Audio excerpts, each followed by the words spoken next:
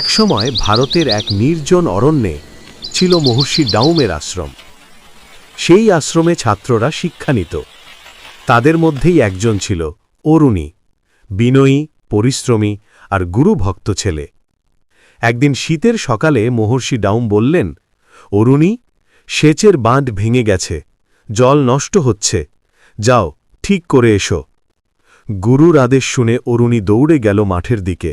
গিয়ে দেখে বাঁধের ফাঁক দিয়ে জল বেরিয়ে যাচ্ছে। সে মাটি বয়ে এনে ফাঁক বন্ধ করতে লাগল, কিন্তু জলচাপ এত বেশি যে বারবার ভেঙে যাচ্ছিল। তখন অরুণী ভাবল, যদি আমি নিজের শরীর দিয়ে ফাঁকটা আটকাই তাহলে জল আর বেরোবে না। এভাবেই সে শুয়ে পড়ল ঠান্ডা কাঁপার রাতে, নিজের শরীর দিয়ে জল আটকাতে। শরীর জমে যাচ্ছিল, তবুও সে উঠল না, কারণ গুরুর আদেশ তার কাছে ছিল সর্বোচ্চ।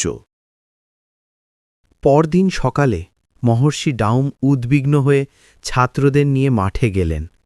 দেখলেন অরুণী কাদা মাটির মধ্যে শুয়ে আছে, ভেজা, ক্লান্ত, কিন্তু জল আটকানো।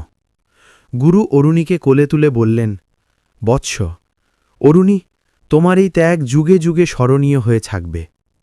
সেই দিন থেকে অরুণী হয়ে উঠল ত্যাগ, কর্তব্য আর গুরুভক্তির প্রতীক।